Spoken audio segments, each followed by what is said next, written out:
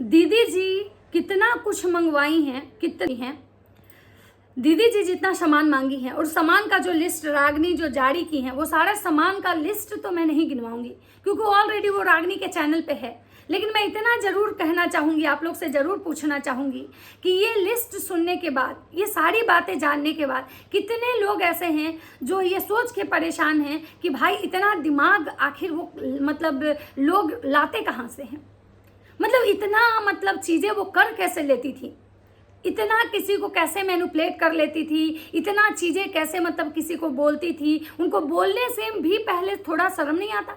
एक बात बताइए, ड्यूरासेल का बैटरी जो होता है कितने रुपए का आता है, और इतने छोटे अमाउंट के लिए भी वो मतलब भीख मांगना, मतलब भाई साहब अनबिलीवेबल, विश्वास नहीं हो रहा है हमको। नमस्कार, कैसे हैं आप लोग? उम्मीद करें बहुत अच्छे होंगे, स्वस्थ होंगे, मस्त होंगे, अपने काम में व्यस्त होंगे। मैं प्रिया शर्मा और मैं अपने इस नए वीडियो में आप लोग का स्वागत करती हूं। आशा करती हूं जो हमारे चैनल पे नए जुड़े हैं, हमारे चैनल को सब्सक्राइब करेंगे, लाइक कमेंट सर मुझे बहुत सारा प्यार देंगे। दोस्तों, आज मैं फिर से आ गई हूँ दीदी जी पे बात करने। मैं तो दीदी जी पे बात करना छोड़ दी थी क्योंकि मुझे लग रहा था कि भाई जब तक कोई सबूत नहीं आएगा तब तक एक ही टॉपिक पे नहीं बात करना है, क्योंकि भाई हो गया कि उन्होंने फ्रॉड किया। लेकिन अब जब डे बाई डे मतलब चीजें आ रही हैं बाहर कि भाई क्या क्या लिया उन्होंने, क्या क्या मांगती थी, मतलब मांगने का भी जो लेवल होता है ना, वो सारा कुछ गिरा दी थी। इतना तो मुझे नहीं लगता कि कोई भिखारी भी इस लेवल, इस हद तक जाके मांगता है। भिखारी भी अगर भीख मांगता है तो सिर्फ दो चीज मांगता है, या तो पैसा मांगता है, या तो खाना मांगता है, या तो फिर बहुत होता है तो कपड़े मांगता है। लेकिन भिखारी भी ड्यूरासेल बैटरी, उसके बाद प्रोटीन पाउडर, उसके बाद ये ग्लूकॉन डी, उसके बाद कपड़ा, उसके बाद मतलब मेकअप किट, ये इतना कोई नहीं मांगता है। भाई साहब पता है, जब हम लोग को अफसोस हो रहा है, हम अभी जब सोचने बैठते हैं कभी इस टॉपिक पे, तो हमको यही लगता है कि भाई कैसे हुआ होगा, इतना संभव कैसे हुआ। रागनी के मन में एक बार भी ये ख्याल नहीं आया, एक बार भी रागनी की मम्मी, रागनी के पापा के मन में ख्याल नहीं आया कि भाई मतलब इतना छोटा छोटा चीज हमसे कोई मांग रहा है, मतलब कि इससे तो अच्छा था कि रागनी के घर जाके बैठ जाती। दीदी जी यहाँ से अपना पूरा बोरिया बिस्तरा बांधती, अपने अपने माँ पिता सबको लेती, अपना पूरा खानदान बटोरती और जाके रागनी के घर में बैठ जाती।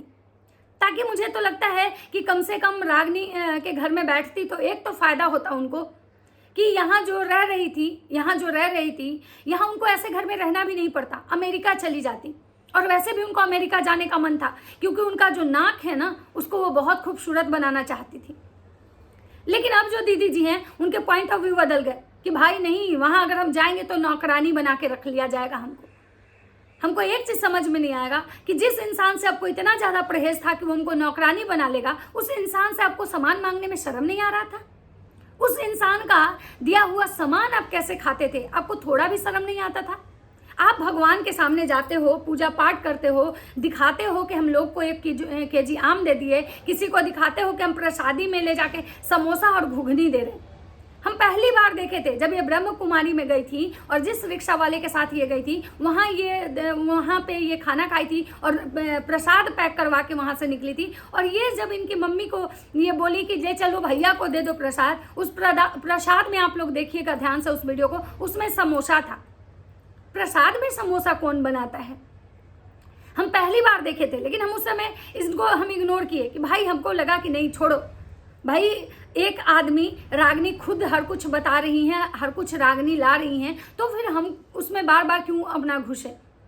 क्योंकि मुझे लग रहा था कि भाई रागनी तो अपना कर ही रही। लेकिन आज जब रागनी एक एक चीज जब लेके आ रही हैं कि कितना कुछ मतलब इनके लिए वो की, कितना कुछ इनको दिया, कितना ये मांगी, देने का तो छोड़ ही दीजिए, देने के लिए तो पता नहीं कितने लाख दी, मांगने वाला अभी अमाउंट बताई। तो उसमें सबसे ज्यादा हैरानी हमको हुआ कि ड्यूरासेल का बैटरी कौन मांगता है भाई?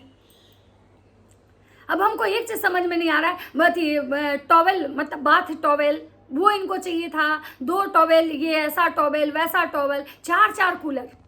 मतलब लगता है कि इनके खानदान की गरीबी मिटाने में ये लगी हुई थी। ये सिर्फ अपना गरीबी नहीं मिटा रही थी, ये अपने पूरे खानदान की गरीबी मिटा रही थी। जो मतलब ये लोग बाप जन्म नहीं देखे थे, उस चीज को देखने में ये लगी हुई थी। मतलब सोचिए कि इनके घर में कूलर तक नहीं था, कूलर छोड़िए, कूलर तो हो सकता है कि बहुत ऐसा घर होगा जहां नहीं है, पंखा तक नहीं था, पंखा भी ये रागनी से मांगी है। तो हमको एक चीज फिर यहाँ पूछना है कि आखिर जब पंखा तो मान लिए इनके घर में नहीं था, तो इससे पहले ये गर्मी में कैसे सोती थी, कैसे रहती थी? ये लोग जब इनके घर में पंखा नहीं था तो आखिर ये क्या करती थी? ये पड़ोसी का पंखा लाती थी या पड़ोसी के घर में जाके रहती थी? और रागनी को तब भी समझ में नहीं आया कि दुनिया में कौन ऐसा इंसान होगा, कौन ऐसा घर होगा जिसके घर में एगो पंखा नहीं हो। ठीक है, कूलर का मानते हैं कि चलिए भाई, कूलर और एसी जो है ना, हर घर में आज भी बहुत ऐसे लोग हैं जहां कूलर और एसी नहीं होता है, लेकिन पंखा किसके घर में नहीं होगा भाई? पंखा तो हमको लगता है कि जो मेड होती है, जो झाड़ू पोछा करती है, जो दूसरे के घर में काम करती है, जो झुग्गी झोपड़ी में भी रहते हैं ना, उनके घर में भी पंखा लगा हुआ होता है। तब भी रागनी को एक बार भी ये ख्याल नहीं आया कि भाई पंखा कोई कैसे मांगता है, मतलब ड्यूरेशल बैटरी कैसे मांगता है। आज रागनी सब बता रही थी अपने वीडियो में और मैं बहुत हैरान थी। मैं सुन के हैरान थी कि भाई रागनी को थोड़ा सा भी नहीं लगा, अगर मान लीजिए ये 4 कूलर रागनी भिजवाई तो क्या इनके परिवार वाइज भिजवा रही थी? रागनी को यह समझ में नहीं आया कि मान लीजिए एक इनकी बहन सिंगल, एक इनकी बहन, चलिए मानते हैं कि इनकी बहन अलग सोती हैं, सपोज इनके माँ पापा एक अलग सोते हैं, एक ये माँ बेटी हैं अलग सोते हैं, तब भी 3 कूलर में फरिया जाता, ये चौथा कूलर में कौन सोता था? इस बात पर सीबीआई जांच होनी चाहिए। हम तो रागनी को कहेंगे कि भाई आप सीबीआई जांच की मांग कीजिए, नॉर्मल नहीं, आप सीबीआई जांच की मांग कीजिए। आखिर वो चौथा इंसान कौन था जो कूलर में घोलट के सो रहा था? पंखा तो चलिए 2 समझ में आया कि एक इनके रूम में, एक इनके मतलब मम्मी के रूम में। इतना बड़ा इनका बंगला तो नहीं होगा जहां ये 4 कूलर इधर उधर छितरवा दिए होंगे, और इनके घर में वो 4 कूलर मतलब लगता कहाँ था? भाई बहुत सोचने वाली बात है, आप लोग भी इस विषय में सोचिएगा कि भाई आखिर जो 4 कूलर है वो चौथा कूलर कौन लगा के सोता था, क्योंकि कूलर का संख्या तो 4 था। उसके बाद चलिए मेकअप किट की बात करते हैं। दीदी जी कहती हैं कि हम मेकअप करवे नहीं करते हैं। काहे बताए आप लोग को, आप लोग देखते नहीं हैं, हम तो शुरू से ऐसे आ जाते हैं। हम कुछ करते हैं, एगो बिंदी लगा लेते हैं और सिंदूर करते हैं, सुहाग का चीज़ है, भगवान हमको बहुत भाग्य से सुहाग दिए हैं। मतलब हमको एक चीज़ समझ में नहीं आता है कि इस तरह की बातें मतलब ये मतलब क्या जताने की कोशिश कर रही हैं कि जिस औरत के पास उसका पति नहीं है या जिस औरत का सुहाग नहीं है इस दुनिया में, मतलब वो औरत मतलब ये गिल्ट महसूस करे कि उसके पास सिंदूर नहीं है। अरे भाई, आपके पति अगर आपके पास वापस आए बहुत अच्छी बात है, माता रानी करे वो हमेशा आपके पास रहे, लेकिन इस तरह से मतलब बोलना, मुझे लगता है कि कहीं ना कहीं आप उन महिलाओं को हट कर रही हैं जिस महिला के पति नहीं है इस दुनिया में, या जिसके पति उसको छोड़ के चले गए हैं, जिसका डाइवोर्स हो चुका है, जिसका झगड़ा चल रहा है, जो पति पत्नी एक दूसरे से दूर रहते हैं। आप जो आती हैं सिंदूर पे और सुहाग पे प्रवचन देने, आपको क्या लगता है इसका ज्ञान किसको नहीं है? कौन औरत नहीं चाहती है कि उसका मांग एकदम सिंदूर से भरा रहे? कौन औरत नहीं परेशान होती है जब उसका सिंदूर उससे दूर होता है? तो ये चीज़ें जो है ना, ये बोलने वाली चीज़ नहीं होती है, ये महसूस करने वाली चीज़ होती है। और इंसान को ना उतना ही बोलना चाहिए इन सब बारे में, क्योंकि क्या होता है ना, कोई नहीं जानता है। अगर आज आपके पति आ गए अच्छी बात है, लेकिन कोई नहीं जानता है कब क्या होने वाला है। और आप तो ज्ञान की देवी हैं, आप तो लोगों का भाग्य बताती हैं, तो मुझे आपसे ऐसी उम्मीदें नहीं होती है कि जैसा आप बात करती हैं। अब बात करते हैं कि भाई रागनी जो 4 कूलर दी और टोटल सामान का दाम जो था 94,000 रुपया, टोटल कैलकुलेट करके 94,000।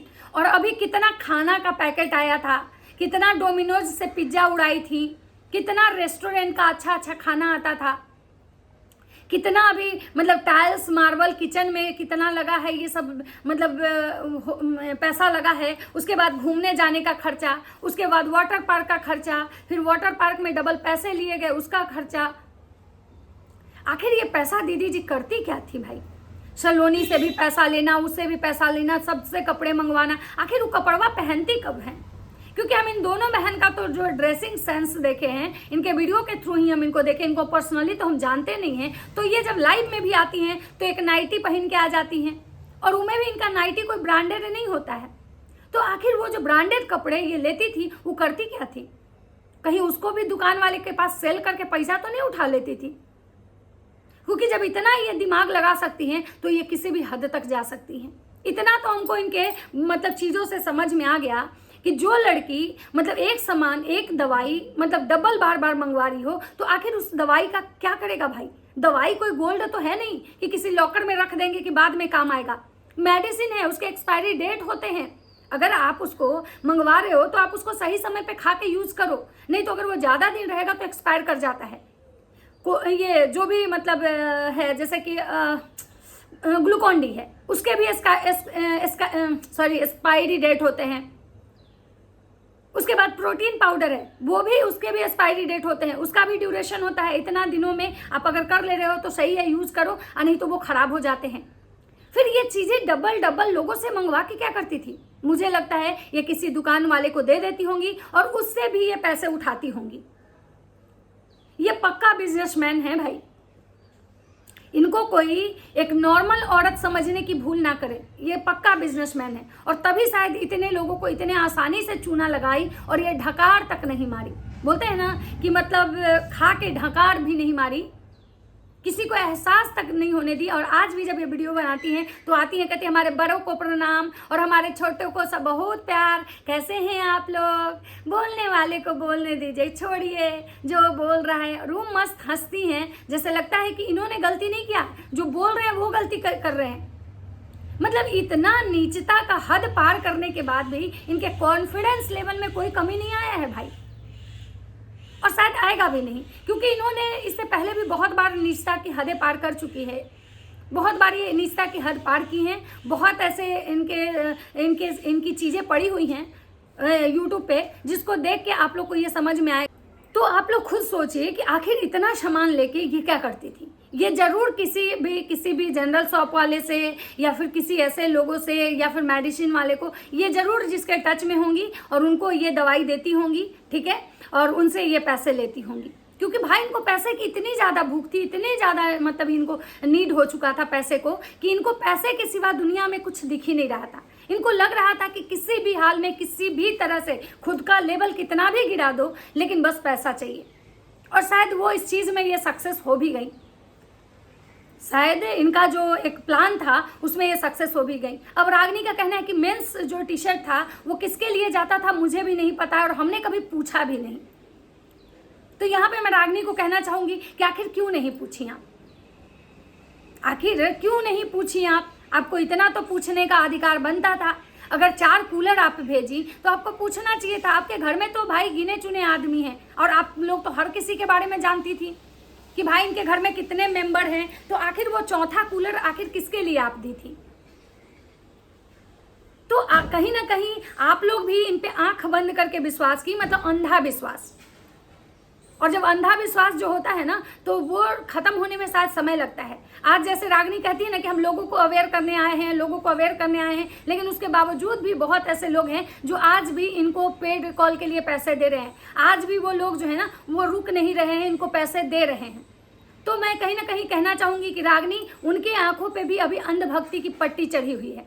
जो इनके अंधभक्त हैं, जो आज भी इनको सपोर्ट कर रहे हैं, इनके सपोर्ट में आके लोगों को गलत कमेंट करते हैं, गलत गाली देते हैं ना, उनके आंखों पे भी कहीं ना कहीं चश्मा चढ़ा हुआ है। वही वाला चश्मा जो एक समय पे आपके आंखों पे चढ़ा हुआ था, सलोनी जी के आंखों पे चढ़ा हुआ था। और वो चश्मा उतरने में जैसे आपको समय लगा, आपको टाइम लगा, तो शायद उन अंधभक्तों को भी समय लगेगा।